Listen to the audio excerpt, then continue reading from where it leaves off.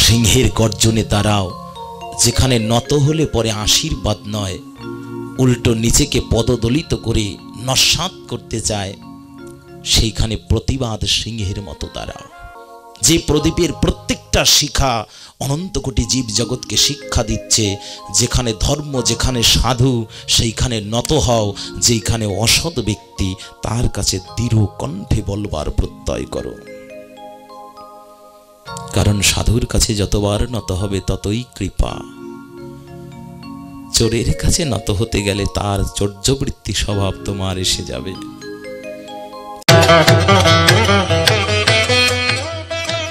এখন দেখছেন হিন্দু মিডিয়া, চ্যানেলটি সাবস্ক্রাইব করুন। এই জন্যই তো তিনি বিশ্বকবি। সব অহংকার ডুবিয়ে ফেলো, কিন্তু আমার অহংকারের মস্তকটা তোমার মাথায় নত করে দাও। শ্রী গুরু বৈষ্ণবের চরণে এমন নত হতে পারলেই তো কৃপা। এইটুকু নত না হতে পারলে তো হবে না। আর কোথায়? একটু সিংহের গর্জনে দাঁড়াও, যেখানে নত হলে পরে আশীর্বাদ নয়, উল্টো নিজেকে পদদলিত করে নস্যাৎ করতে চায়, সেইখানে প্রতিবাদ সিংহের মতো দাঁড়াও। প্রতিবাদী কণ্ঠস্বর। আমরা প্রত্যেকেই জানি অসহযোগ আন্দোলন হয়েছিল বাংলার বুকে, তাই না? কিবা নারী কিবা পুরুষ প্রত্যেকে ঝাঁপিয়ে পড়েছিল যে যার জায়গা থেকে। জানেন, চৈতন্য মহাপ্রভু ছিলেন এই প্রথম অসহযোগ আন্দোলনের কর্তা। যেদিন চাঁদ কাজী বলে দিয়েছিল হরিনাম বন্ধ করে দিতে হবে, দ্বিতীয় দিন খোল করতাল মৃদঙ্গ সব ভেঙে দিয়েছিল, সেই দিন মহাপ্রভু আর স্থির থাকতে পারেনি। কারণ প্রাণ দিতে রাজি, কিন্তু নাম ছাড়তে রাজি না। নাম ছাড়তে রাজি না। সেদিন চৈতন্য মহাপ্রভু নবদ্বীপের আবাল বৃদ্ধা বনিতা কিবা নারী কিবা পুরুষ প্রত্যেককে নিয়ে রাজপথে মশাল মিছিল করেছিল। এই হলো আমাদের চৈতন্য মহাপ্রভু, এই হলো পতিতের পাবন, এই হলো চৈতন্য প্রদীপ। যে প্রদীপের প্রত্যেকটা শিখা অনন্ত কোটি জীব জগৎকে শিক্ষা দিচ্ছে, যেখানে ধর্ম, যেখানে সাধু, সেইখানে নত হও, যেখানে অসৎ ব্যক্তি তার কাছে দৃঢ় কণ্ঠে বলবার প্রত্যয় করো। কারণ সাধুর কাছে যতবার নত হবে ততই কৃপা। চোরের কাছে নত হতে গেলে তার চর্যবৃত্তি স্বভাব তোমার এসে যাবে। এই জন্য জায়গা দেখিয়ে দিলেন। চৈতন্য মহাপ্রভুর সেই অমীয় পার্শ্বদ হরিদাস ঠাকুরও সেই শিক্ষা দিচ্ছিলেন। আমাদের জগতের এই জীবের দুরবস্থা দেখিয়া মহাপ্রভু হয়তো জানতেন জগতে এমন অন্ধকার বারবার আসবে, কারণ কলিযুগটাই তো অন্ধকারময়। কলিযুগটা অন্ধকারময়, একমাত্র আলো কিসে জানো? কৃষ্ণ নাম সূর্য সম, মায়া সবই অন্ধকার, যাহা কৃষ্ণ তাহা নয়, মায়ার অধিকার। আমাদের আলো একমাত্র কৃষ্ণ নাম। কলিযুগে একমাত্র কৃষ্ণ নামই হচ্ছে সূর্যের মতো যার তেজ, যেই তেজে সমস্ত অন্ধকার নাশ হয়ে যায়। এই জন্য নাম করতে করতে স্বয়ং নামই পর্যন্ত নেমে আসে, নামই পর্যন্ত নেমে আসতে বাধ্য। এই জন্য নামটা হুঙ্কারে গর্জনে হয়। গর্জন তর্জন নাদ বিলাসং তং প্রণমামি শ্রী সচিতনয়ম। গর্জন করে হুঙ্কার দিয়ে গিয়েছে। দুরাচারীর মনে আপনি কেঁপে উঠেছে হরিনামের ঝংকারে, আসবার আর পথই খুঁজে পায়নি। এই জন্য এই বিপদের দিনে, এই দুরাবস্থার দিনে একমাত্র নাম হচ্ছে সঙ্গী। নাম হচ্ছে একমাত্র সঙ্গী। গৃহে যারা বসে থাকতে পারে, গৃহের মধ্যে যারা থাকি সর্বদা, তাদের সর্বক্ষণ শুধু নাম চিন্তা। এটা একটা অদ্ভুত প্রেরণা যোগাবে। জানেন, যে মায়েরা নাম করতে করতে রন্ধন করে না, ওই রান্নাটা যখন অপর কেউ গ্রহণ করে তার হৃদয়ের মধ্যে ওই নামের কৃপা, নামের ভক্তি প্রবেশ করে। এই জন্য ভাগবত বলে দিয়েছে, রন্ধন করতে করতে যে চিন্তা করবে ওই চিন্তা রূপ আহারের মধ্যে প্রবেশ করবে। কেউ যদি কুচিন্তা করতে করতে রন্ধন করে আর ওই রন্ধনকৃত দ্রব্য যদি অপরকে ভক্ষণ করে, তার হৃদয়ের মধ্যেও সেই কুতৃপ্ত বাসনা জাগ্রত হবে। এই জন্য মা যশোমতী বারবার কৃষ্ণের জন্য যখন রন্ধন করতেন, বারবার শুধু কৃষ্ণ গুণাগুণ গাহিত। এই জন্য কি জানেন, যখন যে মায়েরা তো যেতে পারছে না কোথাও, মায়েরা যদি সেই কৃষ্ণ নাম করে করে রন্ধন করে আর ওই রন্ধনকৃত দ্রব্য যদি সন্তান গ্রহণ করে, ওই সন্তানের হৃদয়ে কৃষ্ণ প্রেম, কৃষ্ণ প্রীতি জন্ম নেবে। আর যখনই কোনো সন্তানের চিত্তে, কোনো যুবক ছেলে বা যুবতী মেয়ে হোক, এর মধ্যে কৃষ্ণ চেতনা জাগবে, তখন আগামী প্রজন্ম কৃষ্ণ ভক্ত হবে। আর আগামী প্রজন্ম যখন কৃষ্ণ ভক্ত হবে, তখন আপনার বংশ উদ্ধার হয়ে যাবে।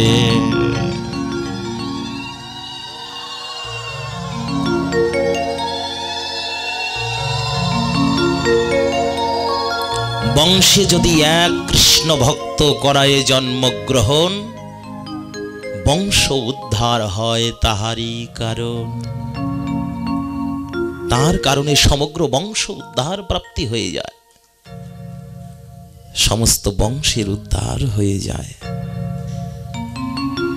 এই জন্য কৃষ্ণ ভক্তি বিদ্যা দিতে হয়। বিদ্যার মধ্যে শ্রেষ্ঠ বিদ্যা কৃষ্ণ ভক্তির বিদ্যা। যত বড়ই ডক্টরেট ডিগ্রি পাশধারী ব্যক্তি হই না কেন, শাস্ত্র বারবার বলে দিয়েছে, যদি তোমার হৃদয়ে কৃষ্ণ ভক্তি না থাকে, তোমার ওই ডক্টরেট ডিগ্রিতে কিছু যায় আসে না। ডাক্তার কতদিন? যতদিন তিনি বেঁচে আছে, তাই তো। বৃদ্ধ হলেও বলে হ্যাঁ ডাক্তার এখনো বৃদ্ধ অবস্থায়, কিন্তু মৃত্যুর পরে ওই ডক্টরেট দিয়ে আর কোনো লাভে নেই। মৃত্যুর পরে একটাই বিচার, তুমি কতটুকু ভজন করেছো, কতটুকু তার নাম করেছো, কতটুকু তার ভক্তির সেবায় যুক্ত হয়েছ। মৃত্যুর পরে একটাই বিচার। এই জন্য অনেক কথাই বলে লাশের কোনো পরিচয় হয় না।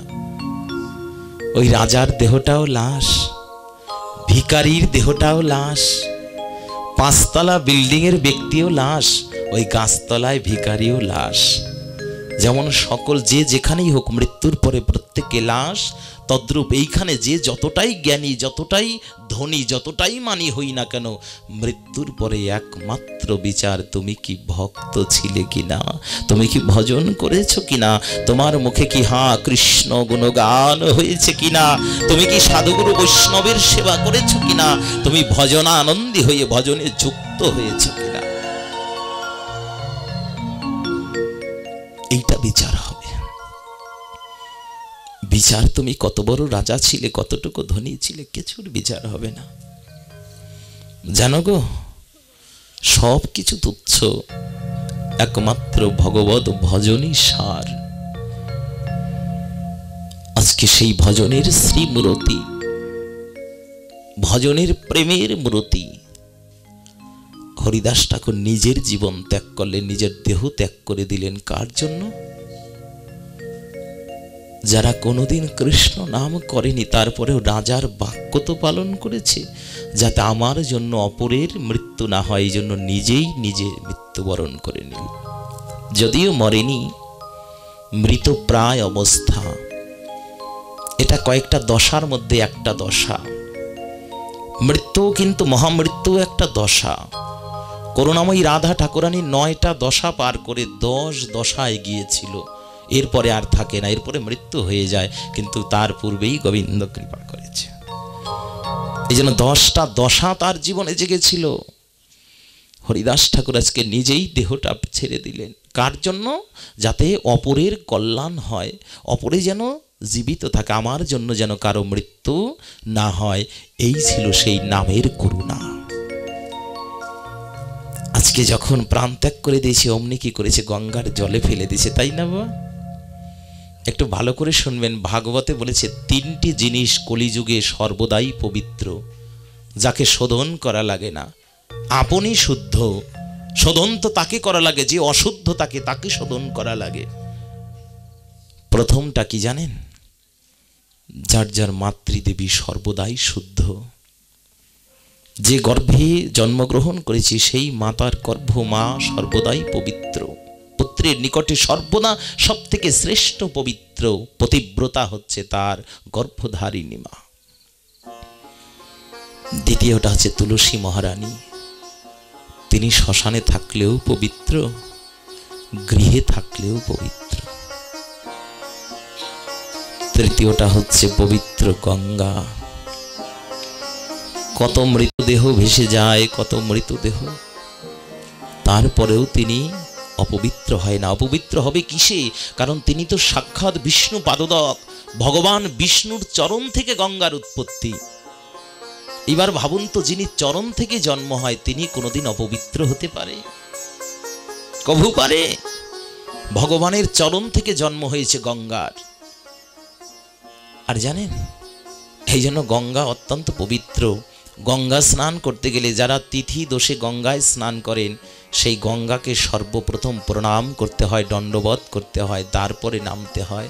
কারণ গঙ্গা এতটা পবিত্র বিধায় শ্রেষ্ঠ বৈষ্ণব দেবাদিদেব মহাদেব তাকে মস্তকে ধারণ করেছে, মাথায় তুলে রেখেছে, কারণ গঙ্গা এতটাই পবিত্র।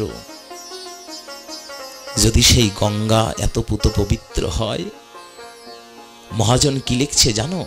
গঙ্গা তো এমনি পবিত্র, তারপরেও বলে দিলেন, যদ্যাবধি হইতে হরিদাসের দেহ করিলা স্নান, তথাপিও গঙ্গা হইল মহাপবিত্র তীর্থস্থান। আজ থেকে গঙ্গা আরো পবিত্র হয়ে গেল। তবে কি গঙ্গা অপবিত্র ছিল? না না না, অপবিত্র ছিল না, পবিত্রই ছিল। কিন্তু যদ্যাপি এইরকম শুদ্ধ ভক্তের অঙ্গ স্পর্শ পেয়েছে, সেই দিন থেকে গঙ্গা আরো পবিত্র হয়ে গেছে, মহা তীর্থ হয়ে গেছে। আমাদের তীর্থরাজ প্রথম একেবারে শ্রেষ্ঠ তীর্থ হচ্ছে প্রয়াগ। এই জন্য তীর্থরাজ প্রয়াগ বলা হয়, যার বর্তমান নামকরণ করেছে এলাহাবাদ, যেখানে কুম্ভ স্নান হয়। এখনো পর্যন্ত হাজার হাজার সাধু সন্ত, কেউ বায়ু বেগে, কেউ জলের উপর দিয়ে, কেউ ধ্যান নেত্রে ফিরে আসে। হাজার হাজার তীর্থযাত্রী এই প্রয়াগ স্নানে, এই ত্রিবেণী সঙ্গম তাকে বলা হয়। গঙ্গা যমুনা সরস্বতীর ত্রিমোহনা। শাস্ত্রে বললেন, ত্রিবেণী এড়াইয়ে প্রেমের জোয়ার দিবি। এই দেহের মধ্যেও এই ত্রিগুণাতীত তিন গুণকে অতীত না গেলে পরে অতীত ভগবানকে পাওয়া যায় না। এই জন্য প্রত্যেকটা বিষয় ধাপে ধাপে বোঝা উচিত। অনেকটা দেহতাত্ত্বিক কথা ভাগবতের মধ্যে স্পষ্ট বর্তমান। কেন জানো? বলছে, ত্রিন গুণ এড়াইয়ে প্রেমের জোয়ার দিবি। যদি বাধা না টপকাতে পারেন, যেমন স্বচ্ছ জল পাওয়া যায় না, তদ্রূপ এই জগতের বুকে গুণের অধীনস্থ থাকলে বারবার আমাদেরকে ঘোর, বারবার যত্র জননং তত্র শ্রবণং, যতবার মরবে ততবার আবার জীবিত হতে হবে, আবার জীবন দেবে, আবার দুঃখ কষ্ট ভোগ করবে, আবার মৃত্যু হবে। মানে এই চক্রটা শুধু ঘুরতেই থাকবে, ঘুরতেই থাকবে। একমাত্র যদি এই জন্ম মৃত্যুর চক্রকে ছেদন করতে চাও, জন্ম মৃত্যুর চক্রটাকে বন্ধ করতে চাও, তাহলে একমাত্র গুরু গৌরাঙ্গ চরণে আশ্রয় নিতে হবে। এর ভিন্ন আর কিছু নয়। আজকে হরিদাসের দেহটা স্পর্শ মাত্র গঙ্গা মহাপবিত্র হয়ে গেল, মহাতীর্থ হয়ে গেল। কি করেছি জানো? অমনি ভাসিতে ভাসিতে যখন নদীর বালুকাময় চরে গিয়ে দেহটা ঠেকেছে না, কি বলবো জানেন? অমনি দেহটাই তো কৃষ্ণ নাম হয়, কারণ মরার মুখেও কৃষ্ণ নাম হয়। কি অদ্ভুত কথা ভাবুন তো। আমরা ভাবতে পারি মরলে কি কখনো তিনি নাম করতে পারে? শাস্ত্র কি বলেছে জানো? যারা সারাটা জীবন নামের প্রতি ডুবে গেছে, মৃত্যুর পরেও তাদের ওই দেহ থেকে নামের গন্ধ প্রস্ফুটিত হয়। জানেন, পুতনা তো বৃন্দাবনে গিয়েছিল বিষ খাওয়ানোর জন্য গোবিন্দকে। বিষ মাখানো স্তন খাইয়ে গোপালকে হত্যা করবে এই বাসনা নিয়ে গিয়েছে। ভালো বাসনা নিয়ে যায়নি, কুবাসনা নিয়ে গিয়েছে। কিন্তু গোবিন্দ ওই যে একবার স্পর্শ করেছে, কৃষ্ণ একবার স্পর্শ করেছে, ওই স্পর্শ করা মাত্র পুতনাও স্বয়ং বৈষ্ণবী হয়ে গেছে। কি বলবো জানেন, বৈষ্ণবী শুধু হয়নি, সাথে সাথে তিনি এই জড় দেহটাকেও ত্যাগ করে ফেললেন। জীবনে কি করলাম, যে গোবিন্দকে ব্রহ্মা পায় না, ব্রহ্মজ্ঞানে যোগী পায় না, যোগ সাধনে সেই ভগবানকে আমি মারতে এসেছি। দেহটা যখন পড়ে গেছে না, বিশাল বড় জায়গার মধ্যে পড়েছে, খুব বিস্তীর্ণ দেহ তো, বিশাল আকার। বৃন্দাবনে সবাই হইচই পড়ে গেছে, পুতনার দেহ পড়ে গেছে, গোপাল পুতনাকে হত্যা করেছে। এত বড় দেহ কি হবে? কারণ দেহটা যদি সৎকার না করা হয় তাহলে তো ওটা পচা গলা, রক্ত মাংস পিণ্ডাকৃত, এর থেকে দুর্গন্ধ ছড়াবে। বৃন্দাবনে কিভাবে থাকবো? গোকুলের মানুষ সবাই ব্যস্ত, সবাই গেলেন নন্দরাজার কাছে। মহারাজ, কি করা যায়? পুতনার দেহটা এত পাপী, সারাটা জীবন পাপ করেছে, আমাদের গোপালকে হত্যা করতে এসেছিল, ওর দেহটাকে কি করা হবে? বৃন্দাবনে নন্দরাজার সময় থেকে এইটা প্রবর্তন হয়, বৃন্দাবনে যারাই প্রাণ ত্যাগ করবে প্রত্যেকের দেহটাকে দাহ করতে হবে। নন্দরাজ পরামর্শ দিলেন, যাও বৃন্দাবনের কাষ্ঠ নিয়ে এসো, সমগ্র দেহটায় কাষ্ঠ দিয়ে তারপরে জ্বালিয়ে ভস্মীভূত করে দাও। পুতনার সৎকার করা প্রয়োজন, কারণ পুতনা কত জন্মের ভাগ্য থাকলে, কত জন্মের তপস্যা থাকলে গোবিন্দের কাছে আসতে পারে, গোপালের কাছে আসতে পারে। কি করেছিল জানো বাবা? যখন পুতনার দেহটায় অগ্নি সংযোগ করে দেওয়া হয়েছিল না, পুতনার সমগ্র দেহ থেকে চন্দনের গন্ধ প্রকাশিত হয়েছিল। বৃন্দাবনবাসী সবাই ডেকে বলছে, হায় রে, সারাটা জীবন পাপ করলো, সারাটা জীবন কুকর্ম করলো, আর তার দেহ সৎকারে চন্দনের গন্ধ। ভাগবত রচয়িতা শ্রীল রাধা বিনোদ গোস্বামী পাদ বললেন, জানো, হায় রে, পুতনা তো আমাদের থেকেও ধন্য। কেন ধন্য বলতো? যদিও কুবাসনা নিয়ে এসেছে, তারপরেও তো কৃষ্ণ সেবায় এসেছিল। গোবিন্দের স্পর্শ তো একবার পেয়েছে, গোবিন্দের স্পর্শ একবার পেয়েই পুতনা সাক্ষাৎ বৈষ্ণবী হয়ে গেছে। একবার গোবিন্দ স্পর্শ পেয়েই পবিত্র হয়ে গেছে। এই জন্য পুতনার সারা দেহ থেকে চন্দনের গন্ধ প্রকাশিত হচ্ছে। কেউ যদি কুবাসনা নিয়েও কৃষ্ণ ভজন করে, তার কুবাসনা নিষ্কাশিত হয়ে যায়, গোবিন্দের কৃপায় তার শুদ্ধ ভক্তি বীজ অঙ্কুরিত হয়। হরিদাস ঠাকুর সেই জ্বলন্ত প্রমাণ। কারণ বেশি দূর না, বেশি দিনের ঘটনা না, এই যে 500-550 বছর আগের ঘটনা, সেই দুর্ঘটনা নয়, জগতের জীবের কাছে সুঘটনা।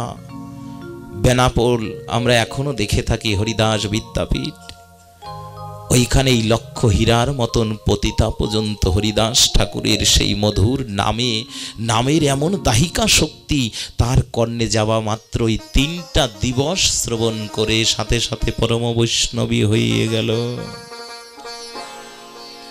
3 দিন শুধু কৃষ্ণ নাম শ্রবণ করেছে, হয়ে গেল। কতবার শুনলাম, কতবার শুনলাম, আমাদের হলো কই, আমাদের হলো কই? শোনার মতো একদিনও শুনলাম না, শ্রবণ করবার মতো একদিনও করিনি। কারণ এইখান থেকে যতবার শ্রবণ করে যাচ্ছি, শুনছি, খুব ভালো লাগছে। আবার যখন বিষয়যুক্ত কথা কর্ণ দিয়ে ঢুকছে, একটা কথা ভালো করে চিন্তা করবেন, যে পাত্রটায় ঘৃত রাখা হয়, ভালো করে আমার কথাটিতে ধ্যান দিন, যে পাত্রে ঘৃত রাখা হয় ওই পাত্রে যদি অন্য কোনো দুর্গন্ধযুক্ত কোনো দ্রব্য রাখেন, ওই ঘৃতের সুগন্ধি তৎক্ষণাৎ হারিয়ে ফেলে, তখন আর ঘৃত রাগও আর সুগন্ধি থাকে না। তদ্রূপ যারা কৃষ্ণ ভক্ত, যারা শুদ্ধ চিত্তে গোবিন্দের ভজন করে, তারা সর্বদাই কৃষ্ণ চিন্তাই করে।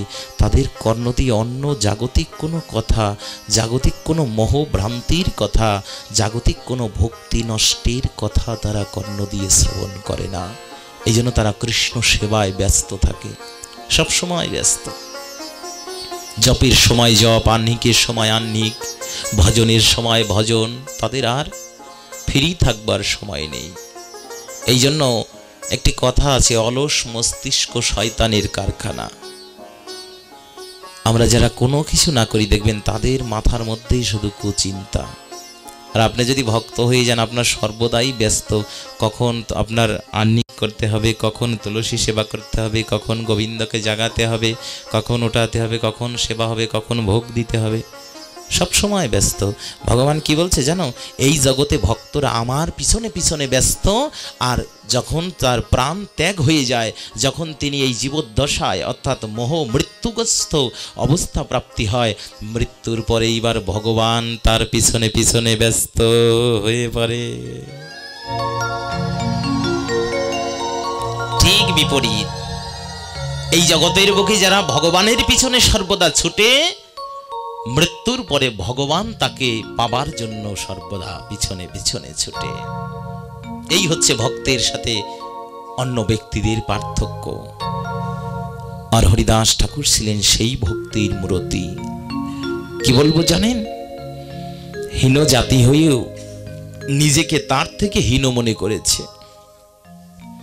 যখন সমগ্র দেহটা ক্ষত বিক্ষত হয়ে যায় না, তখনও তাদের কাছে বলে, আরে তোমরা তো ছেড়ে দিতে বলছো, তোমরা তো নাম ছেড়ে দিতে বলছো, আমি প্রথমেই ভেবেছিলাম ছেড়ে দেব, তো একটা বাজারে মেরেছো, তারপরেও ছাড়িনি, দ্বিতীয় বাজারে আবার মেরেছো, তখনও ছাড়িনি, ছাড়তে চেয়েছিলাম, ছাড়তে ছাড়তে আর ছাড়া হলো না, কারণ আমি যতবার ছাড়তে চেয়েছি, হরি নাম আমাকে এমনভাবে আঁকড়ে ধরেছে, হরি নামের প্রেম আমাকে এমনভাবে আকৃষ্ট করেছে, আমি যতবার ছাড়তে চেয়েছি, হরি নাম কভু আমায় ছাড়ে না। খণ্ড খণ্ড করি যদি তব দেহ খান, তথাপি না বদনে সারিব মধুর কৃষ্ণ নাম। যতই দুর্যোগ আসুক, যতই যন্ত্রণা আসুক, যতই ঝড় আসুক, নিজের স্বধর্ম থেকে কেউ বিন্দু মাত্র পথভ্রষ্ট হব না। অনেকে বলছে কি হবে কি হবে, তিলক না পড়লাম, কণ্ঠের মালাটা খুলে রাখলাম, এগুলো ধর্ম না, এগুলো ধর্ম না। কারণ যেদিন থেকে তুমি গোবিন্দ চরণে আত্মসমর্পিত চিত্ত করেছো, সেই দিন থেকে তোমার জীবন মরণ, জীবন দেহ মন প্রাণ সব শ্রী গোবিন্দের আতুল চরণে সঁপে দিয়েছ। গোবিন্দের শ্রীযুগল চরণে সমর্পিয়া জগতের বুকে যে জন একবার ভগত হয়ে যায়, তার যে আর মৃত্যু চিন্তা থাকে না, তার যে আর কামনা বাসনার চিন্তা থাকে না, তার যে আর এই মোহগ্রস্ত থাকে না। জগতে সে কেবল কৃষ্ণ গুণাগুণ গেয়ে বেড়ায়। আর যদি ভাগ্যক্রমে কোনো এমন সাধুগুরু বৈষ্ণব দর্শন হয়ে যায়, বৈষ্ণবের পদধূলি হৃদয় অঙ্গে মাখিয়া, চরণের ধূলি নিজের হৃদয়ে মাখিয়া আর কেঁদে কেঁদে বলে, আমার দেহে যতদিন থাকে প্রাণ, ততদিন যেন না ছাড়ি কৃষ্ণ গুণগান। আর যাকে দর্শন করে যাকে হেরে, যাকে দেখে তাকে বলে দন্ত্রে তৃণধরি, আমারে কিনিয়া লও হে ভজ গৌর হরি। সে যে যাকে দেখতে পায় নিজেকে ছোট মনে করে তার চরণে ধুলায় লুটাইয়ে পড়ে, দর্শন করিয়া তার চরণ ধুলার পরে লুটাইয়া যায়।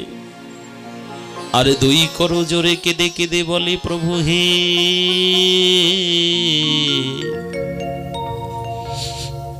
একবার বলো বলো আমরা কোথায় গেলে তোমার দেখা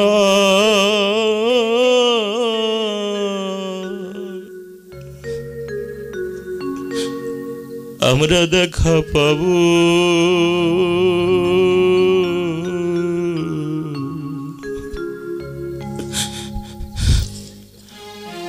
কেঁদে কেঁদে বলে আমরা কোথায় গেলে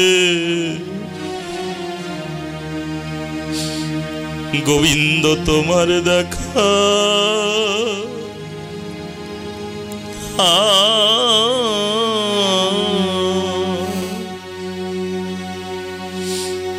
তোমার দেখা পাবো।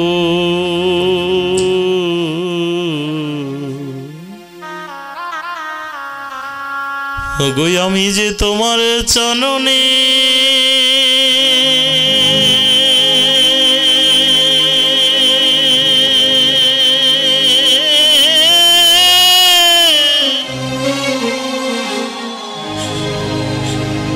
ওই চরণে সবদিন আমি সবদিন আছি। কেঁদে কেঁদে বলে আমরা কোথায় গেলে গেলে প্রভু তোমার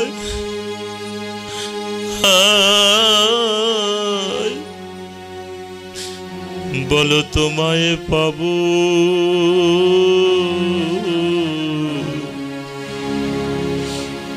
গো আমরা যে পথের সন্ধান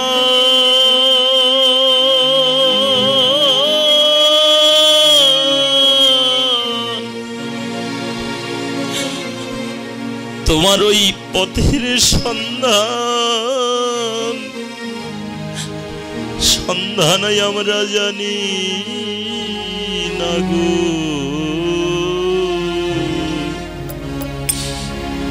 একবারে বলো বলো কোথায় গেলে তোমায় পাবো। আমরা কোথায় গেলে তোমায় পাবো। গো আমার এই পোড়া মুখ দেখে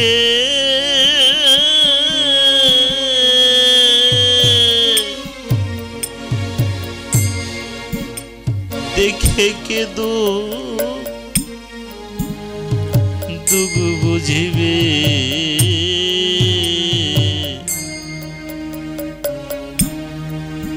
বলো বলো আমরা কোথায় গেলে গেলে তোমায় পাবো।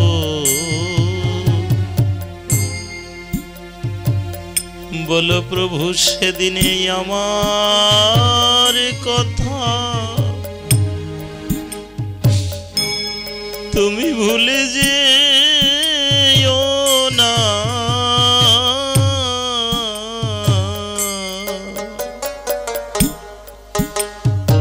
ওগো যেদিনই আমার খাঁচা ছেড়ে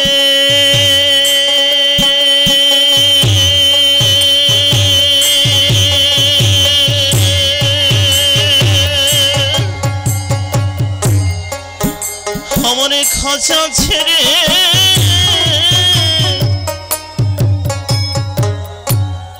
উড়ে যাবে প্রাণ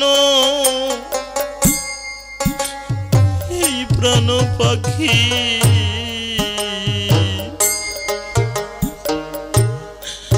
সেদিন প্রভু তুমি আমার কথা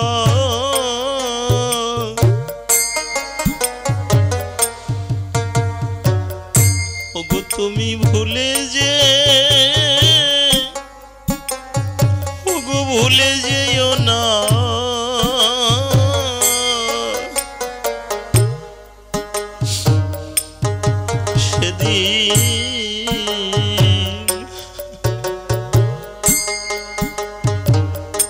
যেন বদন ভরে হা কৃষ্ণ প্রাণ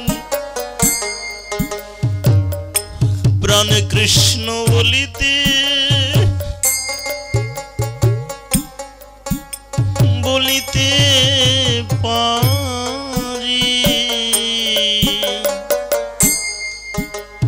ওগো আমি গোবিন্দ তোমার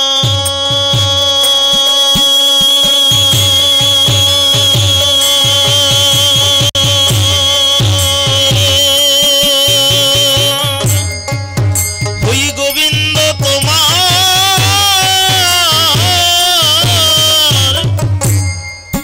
তোমার হলাম বলে যেন কৃষ্ণ বলে বলে কাঁদিতে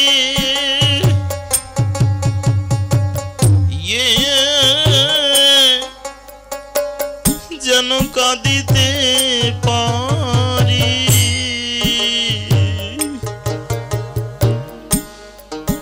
বলো বলো তুমি সারা আর কে ভাই আছে গোবিন্দ তুমি সারা আর কে ভাই আছে বলি আমার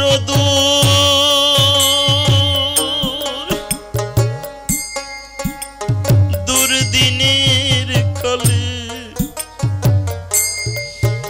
বলো বলো তুমি সারা বন্ধ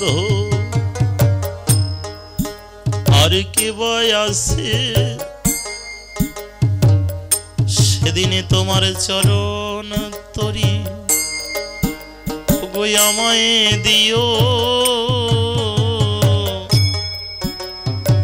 একবার বদনে বলিব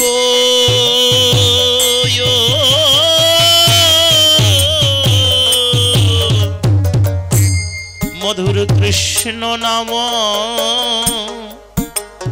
সেই চরণ তরি আমায় দিও ওগো আমি ভক্তের ধুলাই দিয়ে গড়া ঘড়ি যেন কৃষ্ণ বলে ওরে কাঁদিতে পারি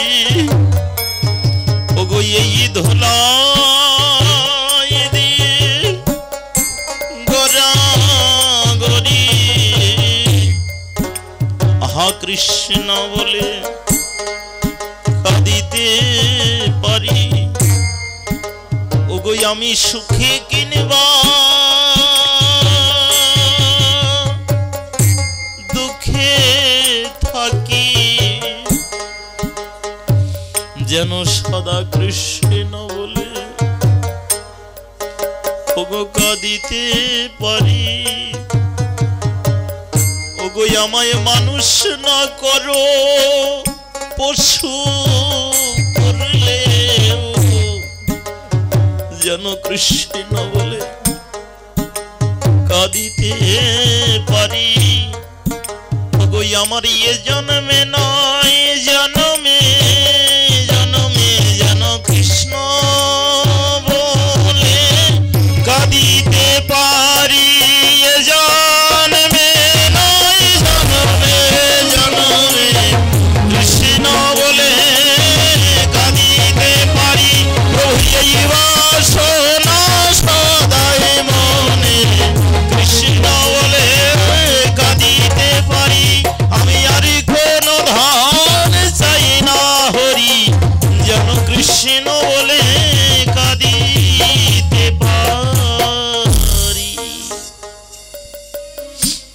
মহাজনগণ চেয়ে নিলেন, ঠাকুর হরিদাস মহাপ্রভুর চরণে এইটাই চেয়ে নিলেন, জনম যত দুঃখীর ঘরে দাও তাতে দুঃখ নাই, জনমে জনমে যেন কৃষ্ণ গুণ গাই। প্রভু, ধনীর ঘরে জন্ম দিতে হবে না, রাজার ঘরে জন্ম দিতে হবে না, ভিখারির ঘরে জন্ম দিও, কাঙালের ঘরে জন্ম দিও, যেন কৃষ্ণ কাঙাল হতে পারি। আর মহাজন আর একটা জিনিস চাইলো, যদি প্রভু দিতে চাও, কুপুত্র যদি হয় কুমাতা কভু নয়, যদি জন্ম দিতে চাও প্রভু, একজন শুদ্ধ কৃষ্ণ ভক্ত মায়ের গর্ভে দিয়ে দিও, কারণ যে গর্ভে জন্ম নেওয়ার পরেই ভগবত ভজন হয়। ও প্রভু, রাজা হতে চাই না আমি, বড় জমিদার, নগরে মেঘে খেয়ে করিব জীবন বিহার। আমার জীবন এইভাবেই প্রান্ত হয়ে যাবে যদি একজন শুদ্ধ কৃষ্ণ ভক্তের ঘরে পাঠাও। নরোত্তম দাস ঠাকুর মহাশয় তো আর এক ধাপ এগিয়ে বললেন, হায় রে প্রভু, বড় ভুল বলে ফেলেছি, কারণ এ জন্মে কতটা পুণ্য করেছি তা তো জানি না। যদি সৎ গুণ থাকে, সৎ পুণ্য করে থাকি, তাহলে পরে তো মানুষ করবে। ও প্রভু, মায়ের গর্ভে যে পাঠাবে, মানুষ যদি না করো, যদি মানুষ না হওয়ার মতো কোনো যোগ্যতা আমার না থাকে, আমার যদি সেই সদ্গুণ না থাকে যে আমি আগামী জন্মে আর মনুষ্য দেহ পাবো না, আমাকে কীট পতঙ্গ, জঙ্গর্ম, দানব, মানব, কিন্নর, গুল্ম, লতা, পশু পাখি এগুলোর গর্ভে কীট পতঙ্গ করে জন্ম দিবে, তাহলে তো আমি তোমায় পাবো না। তবে প্রভু, তোমায় যদিও না পাই তাতে দুঃখ নাই। ও প্রভু, যদি মানুষ না করো না, একটা কুকুর করে জন্ম দিও, কারণ কুকুর ভালো মন্দ বোঝে না, যা দেখে তাই আহার করে। ও ভালো খাবারও খায়, 5 দিনের নষ্ট খাবারও খায়। কুকুরকে বারবার কেউ লাঠি দিয়ে আঘাত করে, বারবার ঝাড়ু ফেলে আঘাত করে, তারপরেও কিন্তু কুকুর ওই বাড়ি যাওয়া ভুলে না। ওকে যতবার আঘাত করো না কেন, ও বোঝে না যে আমাকে এতবার আঘাত করেছে, আমাকে এত কটাক্ষ কথা বলেছে, আমি ওর বাড়িতে কেন যাব? আপনি আমি ভক্ত না, একজনে দুইজন যদি একটু কটাক্ষ কথা বলে, তার বাড়িতে আর যাই না। দেখুন, নরোত্তম দাস ঠাকুর মহাশয়ের মতন ব্যক্তি যদি বলে, প্রভু, যদি মানুষ না হওয়ার যোগ্যতা থাকে, কারণ মানুষ হতে গেলে তো যোগ্যতার প্রয়োজন, বহু জন্মের পুণ্যের ফলে তারপরে মনুষ্য দেহ মিলে মানুষ হতে গেলে কত জন্মের যে পুণ্য প্রয়োজন, এটা আপনি আমি বুঝতেছি না। এই যে 60 বছরের আয়ুটা পেয়েছি, এই সময়টা যে কত গুরুত্বপূর্ণ, এটা আপনি আমি বুঝতেছি না। কারণ আমরা আনন্দ খেলায় সবাই মত্ত, খেলা দেখতে দেখতে যে কখন রাত পার হয়ে গেছে কারো মনে নাই। যখন ফাইনাল খেলা দেখবেন যে যুবক বাবারা আছে, সারাটা রাত পার হয়ে যায়, বুঝতেই পারো না কখন রাতটা পহিয়ে গেল কিনা। তদ্রূপ এই জগৎটাও সেই মায়ার খেলা, সারাটা জীবন পার হয়ে গেল, দেখতে দেখতে সমগ্র আয়ু সূর্যটা ডুবে গেল, তারপরেও হলো না। ঠাকুর মহাশয় খুব আক্ষেপ করে কেঁদে কেঁদে বললেন, প্রভু, যদি মানুষ না করতে পারো, এইরকম একটা দিনহীন পশু কুকুর করে দিও, তবে যার তার বাড়ি করো না। কুকুরও যদি করো, তুমি যার তার বাড়ি করো না প্রভু, একজন বৈষ্ণবের বাড়ির কুকুর করে পাঠিয়ে দিও, একজন ভক্তের গৃহের একটা কুকুর করে পাঠিয়ে দিও। পাশ থেকে লীলার প্রান্তে দাঁড়িয়ে ভক্তবৃন্দ বললেন, ও ঠাকুর, যদি কুকুরই হতে চাইলে তাহলে আবার এক ভক্তের বাড়ি কেন হবে? বলছে, জানো না কেন বলেছি? তুমি এখনো বুঝতে পারোনি? জানো গো, যদি ভক্তের বাড়িতে হতে পারি না, যদি ভক্তের বাড়ির হতে পারি, তবে কি হবে জানো? কুকুর কি করে জানো বাবা? এটো কাটা কুড়িয়ে খেয়েই কিন্তু বেঁচে থাকে, সারাটা জীবন যায় শুধু এটো কাটা খেতে খেতে। সারা জীবন চলে যায়, ওর ভাগ্যে কোনোদিন ভালো খাবার কখনো জোটে না।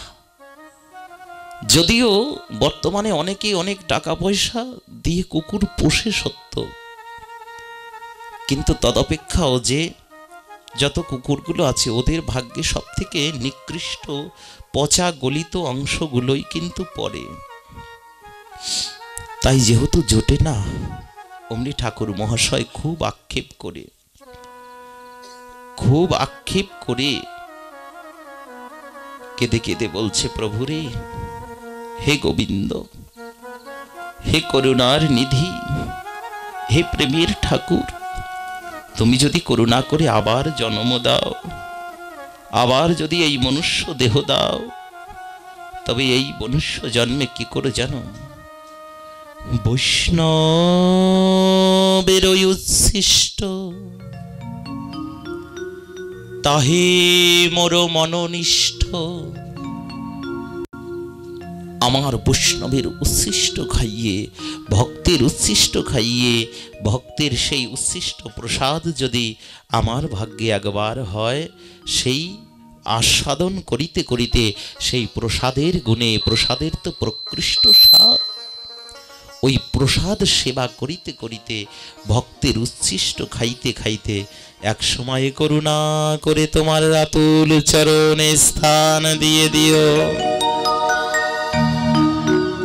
একবার করুণা করিয়ে তোমার রাতুল চরণে আমাকে স্থান দিয়ে দিও। কেন জানো? বৈষ্ণবের ওই উচ্ছিষ্ট তাহে মোর মননিষ্ঠ। তাই ভজন চাই। এই জন্য ঠাকুর মহাশয় প্রত্যেকটা পদে পদে বলেছে, পদে পদে বন্দনা করেছে। কি জানো? শ্রীকৃষ্ণ চৈতন্য প্রভুর দাসের অনুদাস, সেবা অভিলাষ মাগে নরোত্তম দাস। প্রভু, তোমার চরণে দাস হতে গেলেও তো চাকরি পেতে গেলে কি লেখাপড়ার প্রয়োজন না? চাকরি পেতে গেলে তো যোগ্যতা লাগবে। তবু দাস তো চাকর, তোমার চরণে যে চাকর হব সেই যোগ্যতাটুকু তো নাই। যেহেতু যোগ্যতাটুকু নাই, তুমি করুণা করে তোমার চরণে দাস না করো। আপনাদের মতো সাধুগুরু বৈষ্ণব যারা যারা গৌর বলে কাঁদে, কৃষ্ণ বলে কাঁদে, তাদের চরণের দাসানুদাস করে আমাকে অনন্তকাল রেখে দিও।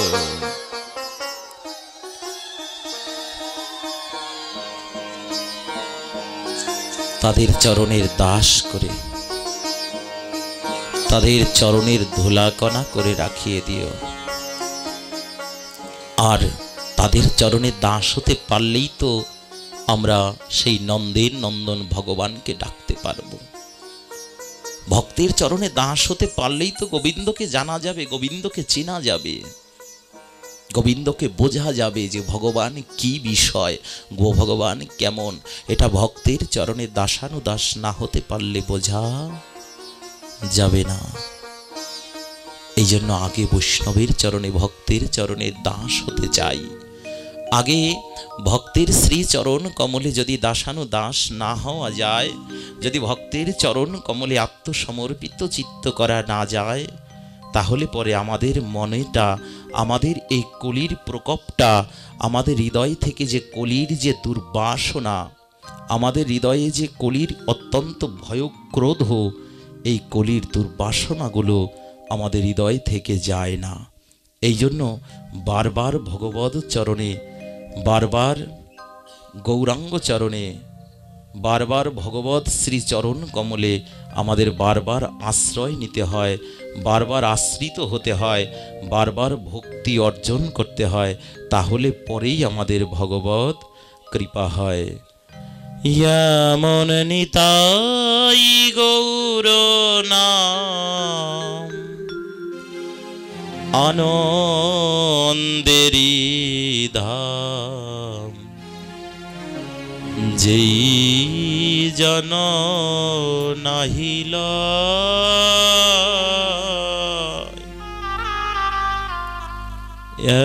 এমন নিতাই গৌর নাম আনন্দেরি ধাম, যেই জন নাহি লয়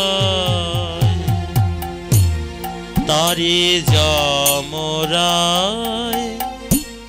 ধরে লয়ে যায় তারে যমরায়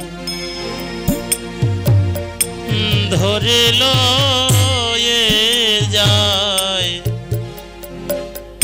নরকে ডুবায় তাই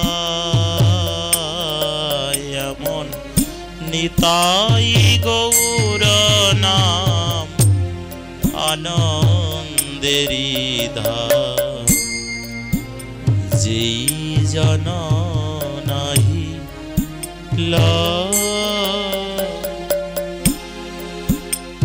তুলসীর যে না পরে সার তুলসীর যে না পরে সার জমালয়ে বাস তার এমন নিতাই গৌর নাম আনন্দেরি ধাম যেই জন নাহি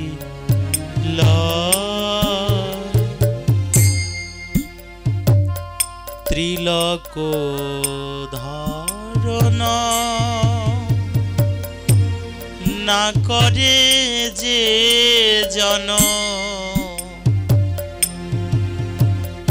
আর ত্রিলোক ধারণ না করে যে জন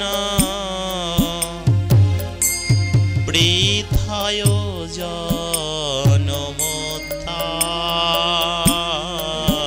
এমন নিতাই গৌর নাম আনন্দেরি ধাম যেই জন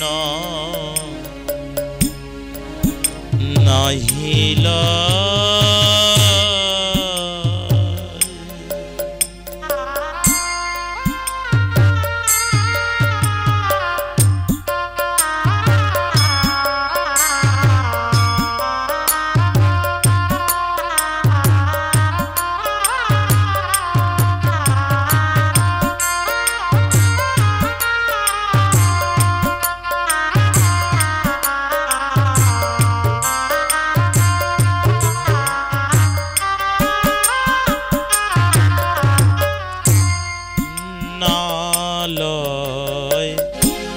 হরি নাম বিধি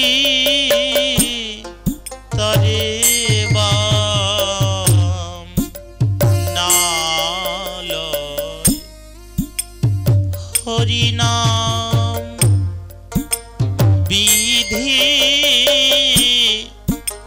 তরে বাম পামর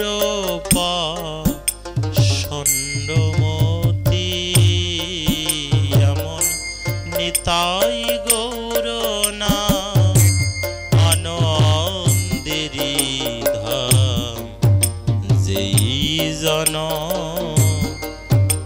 নাহিলা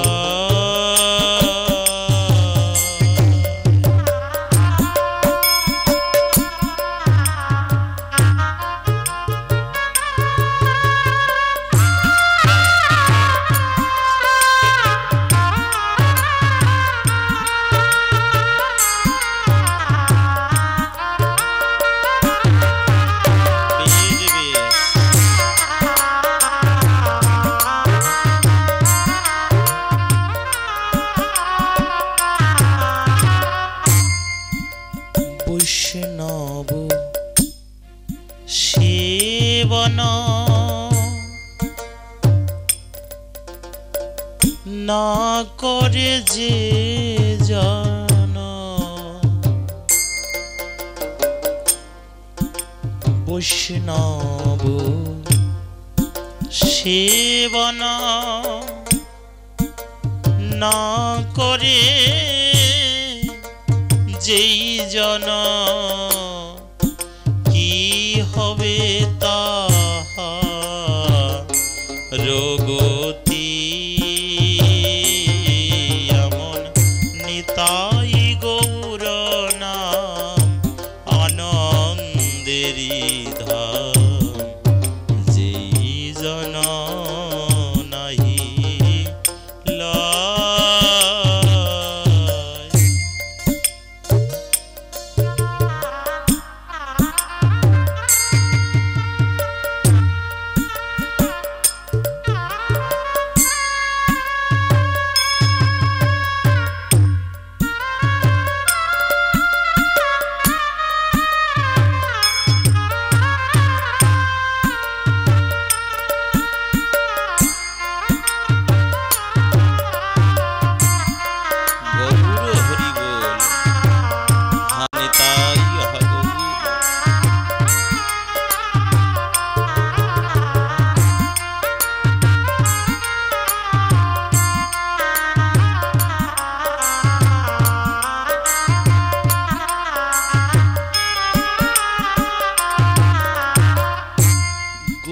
মন্ত্র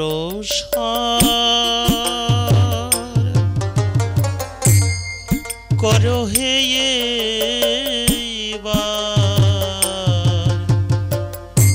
গুরু মন্ত্র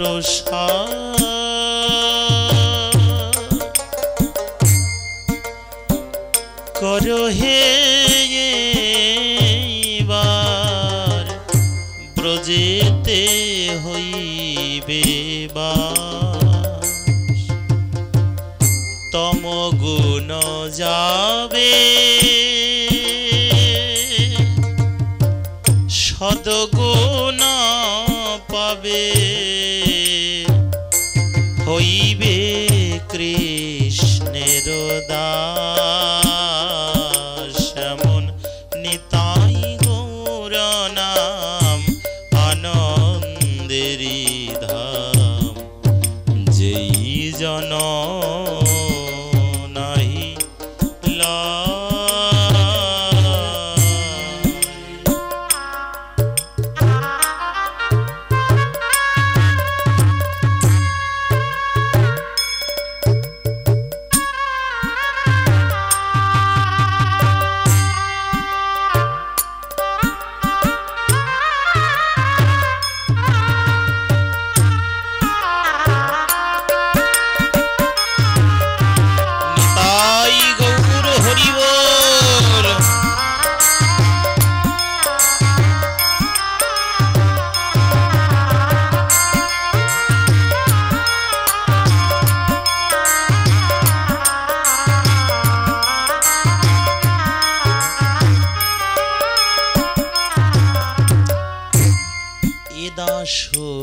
দাসলোচন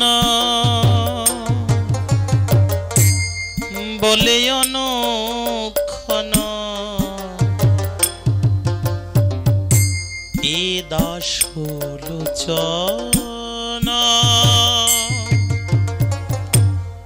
বলে অনুক্ষণ গৌর গুণ গাও সুখে এই রসে যার রতি না হইল নিতাই রসে যার রতি না হইল চুন কালি তার মুখে এমন নিতাই গৌর নাম আনন্দেরি ধাম যেই জন নাহি লয় এমন নিতাই গৌর নাম আনন্দেরি ধাম যেই জন নাহি লয়।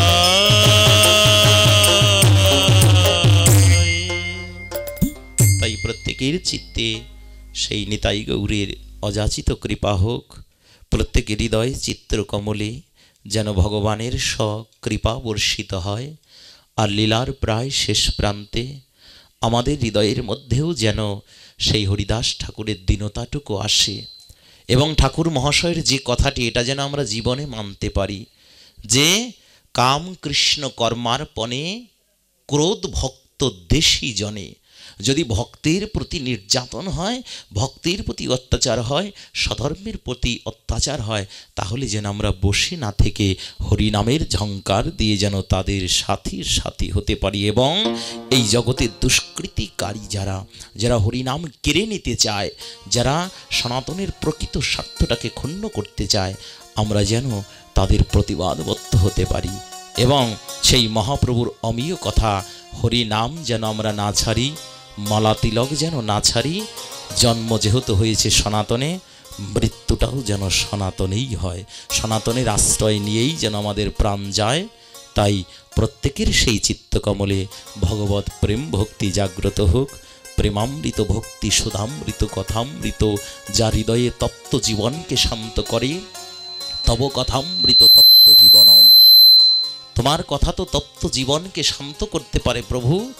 একমাত্র এই দুর্যোগের সময়ে কারো মনে শান্তি নেই, কারো মনে বিভিন্ন শব্দে মন দিন দিন হতো। একটাই শান্তির জায়গা, তা হচ্ছে এই ভাগবত। এই কথা শুনলে সব অশান্তি চলে যায়। তাই আপনাদেরকেও বলছি, প্রতিদিন তো শুনতে পারবেন না, অন্তত পক্ষে হলেও গৃহে বসে প্রতিদিন একটু করুন, একটু হরিনাম করুন। 2 মিনিট 5 মিনিট যতটাই করুন। আমাদের শক্তি একমাত্র নামের শক্তি, ভক্তির শক্তি। এই জন্য নাম বলে গেলে আমাদের চলবে না। আমরা সেই ভগবতের নামের সঙ্গী হব। আমরা যারা এই হরিনাম করে তাদের দলে যোগ দেব, যারা হরিনাম শিখায় তাদের কাছে যাব, যার বদন দেখলে হরি বলতে ইচ্ছা করে তাদের সঙ্গ করব। আর আমাদের জীবনে যতটুকু সময় মহাপ্রভু করুণা করে দিয়েছে, এই জীবনটাকে হেলায় ব্যয় না করে, বিশেষ করে যুব সমাজ বড় আনন্দ উৎফুল্লে মত্ত না হয়ে আমরা যেন হরি নামে আনন্দ থাকতে পারি। শাস্ত্রী বললেন, হরি নামে কি আনন্দ ডুবলে জানা যায়। ডুবলে পরে তারপরে বোঝা যায় যে হরি নামে কি আনন্দ আছে, কি আছে। না ডুবলে কি বুঝবে? দেখো না, ডুবুরি কত গভীরে গিয়ে তারপরে রত্ন আনে। না ডুবলে বোঝা যায় না। তাই যে ভজনই করছি না কেন, যেন ডুবে ভজন করতে পারি। আর প্রত্যেকেই তো আপনারা হরিকথায় ডুবে আছেন। আমি একমাত্র মাদৃশ্য অভাজন যে ভেসে আছি। যিনি হরিকথা বলে তিনি ভাসতে থাকেন, কারণ কথার সমুদ্রে যখন পড়ে না, হাজারো কথা তা তো কখন চলে আসে, কথায় কথায় ভাসতে থাকে। আর যারা হরিকথা শুনে, ভাগবত বললেন, তারা কৃষ্ণ প্রেমে ডুবে যায়। এই জন্য আপনারা প্রত্যেকেই ডুবে আছেন। আজকে আপনারা ভগবানের সব থেকে প্রিয়জন। একমাত্র দুর্ভাগা দুর্জন হচ্ছে আমি, কারণ আমার মতো মাদৃশ্য জীব হরি নামে ডুবতে পারলো না। ডুবাটা কেমন বুঝলো না। আপনারা যারা শ্রবণ করেছেন, এই জন্য ভাগবত শোনার পরে বলতে চেয়েছিল মহারাজ পরীক্ষিত, প্রভু শুনলে কি হয় আর বললে কি হয়। বলেছিলেন, যিনি বলে তিনি তো পুণ্যবান, কারণ তার পুণ্য আছে তাই বলছে। আর যারা বসে বসে শুনছে না, তারা মহা মহা পুণ্যবান। একবার শুনলেই সেই পুণ্য প্রাপ্তি হয়। যে কথা শুনবার জন্য দেবতারাও আসে। আপনারা সেই দেব দুর্লভ মনুষ্য জন্ম পেয়ে, বিশেষ করে আজকে গর্বের সহিত বলতে হয় যে যুবক সম্প্রদায়, আজকে কিন্তু যুব সংঘের উদ্যোগে এই ভাগবত কথামৃত। কারণ যারা আলোর দিশারি, আমরা প্রত্যেকে জেনেছিলাম যৌবন ভিন্ন। যেমন যুদ্ধে যাওয়ার সময়ও হয় না যৌবন যার, যুদ্ধে যাওয়ার সময় তার। একমাত্র এই চৈতন্য মহাপ্রভুর বাণীগুলো এদের হৃদয় চিত্তে যেন ভক্তির প্রগাঢ়তা বাড়ে। এবং এই রায়নগরীর তথা যত ভক্তবৃন্দের এই অক্লান্ত পরিশ্রমে নিত্য নব বৃন্দাবন রচিত হয়েছে। এদের হৃদয়ের মধ্যে যেন এমন প্রেম ভক্তি জাগ্রত হয়, এরা যদি আনন্দেও মাতে, তারপরেও যেন হরি নামের আনন্দে মাততে পারে। রাধে রাধে। এদের হৃদয় চিত্তে যেন সাধুগুরু বৈষ্ণবের কৃপা জাগ্রত হয়। আর হে সাধুগুরু বৈষ্ণবজন, এরা তো হাজার ভুল করবে, পুত্র সন্তান তো হাজারো ভুল করতেই পারে। ওদেরকে চরণে রাখবেন কৃপা করে, চরণ থেকে দূরে ঠেলে দেবেন না। জানেন, আমাদের সনাতন ধর্মে একটা কথা আছে, ভাগবতে যদি কোনো ছোট কেউ আসে তাকে আগে বসতে দেওয়া, তাকে আগে বসতে দেওয়া। কারণ কি জানেন, ওর জীবনের এখনো পর্যন্ত দীর্ঘ সময় আছে, ও চাইলে আস্তে আস্তে ওর জীবনটাকে ভগবত ভজনে আনতে পারবে। কিন্তু আপনি তো এমনিই পিছনে পড়ে গেছেন, আপনি আগাবেন কখন? এই জন্য একজনকে আগিয়ে দিতে পারলে আরো ভালো। শাস্ত্র বলেছে যদি হরিকথা শুনতে একজনকে নিয়ে আসা হয় তাহলে এটা আরো মহৎ পুণ্য। এই জন্য হরিকথা শুনতে আসলে একজনকে নিয়ে আসবেন, এটা অত্যন্ত পুণ্যের কথা। কারণ এত বড় দান কেউ দিতে পারে না। জগতে সব থেকে বড় দান হচ্ছে কৃষ্ণ কথামৃত দান। এটা শুনলেই তার পুণ্য হয়, শুনলেই মঙ্গল হয়, শুনলেই ভগবত প্রেম জাগ্রত হয়। তাই আজকে যে যুবক সম্প্রদায় এই হরিকথামৃতের জন্য এত সুন্দর নিত্য নব বৃন্দাবন সাজিয়েছে, ওদের হৃদয়ের মধ্যেও যেন এইরকম বৃন্দাবন রচিত হয়। ওদের হৃদয়ের যে ভক্তি অর্ঘ্যটা আছে ওটা যেন ভগবত সেবায় লাগে, ওটা যেন ভাগবতী ও কথামৃতে লাগে, ওটা যেন আপনাদের মতো সাধুগুরু বৈষ্ণবের সেবায় লাগতে পারে। তাই প্রত্যেকে তাকে চরণে রাখবেন। আর এই দুর্ভাগা জীবের তো চাইবার কিছু নেই, আপনাদের মতো এমন পতিত পাবন বৈষ্ণবের নিকটে চাইবার মতো দুর্বাসনাও করি না। একটাই চাই, যতই ঝড় আসুক, যতই যন্ত্রণা আসুক, যাই আসুক না কেন, জীবনে জানি কোনো ভয়ে এই কৃষ্ণ নাম না ছেড়ে দিতে পারি। যতদিন দেহে আছে প্রাণ ততদিন যেন গাহিতে পারি মধুর কৃষ্ণ গুণগান। কৃষ্ণ গুণাগুণ গাহিতে গাহিতে যেন যায় তব প্রাণ, আর বদনে যেন বলিতে পারি মধুর কৃষ্ণ নাম। জীবনে যেন একটা ক্ষণিক সময়ের জন্য এই ভগবত প্রেম থেকে দূরে না থাকি, শ্রী গুরু পাদ পদ্মে যেন গভীর নিষ্ঠা ভক্তি থাকে। আপনাদের মতো সাধুগুরু বৈষ্ণবের চরণেও পুনরায় দণ্ডবাদ জ্ঞাপন করে আজকের মতো এই হরিকথামৃত লীলার বাসর, হরিকথামৃত প্রেমের বাসর, এমন কৃষ্ণ প্রেমামৃতের যে হরিকথামৃত, সেই প্রেমে যেন প্রত্যেকে অবগাহন করি। আর বিশেষ করে এই যে যারা মিডিয়াগণ আছে, যাদের দ্বারা এই কৃষ্ণ কথা শুধুমাত্র অঞ্চল কেন্দ্রিক নয়, সারা বিশ্বে ছড়িয়ে পড়ে, এদের প্রতিও প্রত্যেকে দৃষ্টি রাখবেন। এদের যেন সুস্বাস্থ্য, এদের যেন হৃদয়ের সেই ভক্তি আরো প্রগাঢ় হয়। এরা যেইভাবে এই ভিডিওগুলো, কৃষ্ণ কথাগুলো, আমি বৃন্দাবনে এক বাবাজির কাছে শুনেছিলাম, যারা এই ভিডিওগুলো করে রাখে না কৃষ্ণ কথাগুলো, ওগুলো ভিডিও করে যখন প্রচার করে, ভগবান নাকি করুণা করে তাদের হৃদয়ের মধ্যে ওই ভিডিওর কথাগুলো বারবার লিখে দিয়ে যায়, কৃষ্ণ কৃষ্ণ কৃষ্ণ। এই জন্য এদের জীবনও যেন সুন্দর হয়, এরাও যেন সেই কৃষ্ণ নাম জগতে, শুদ্ধ কৃষ্ণ নামটা জগতে প্রচার করতে পারে।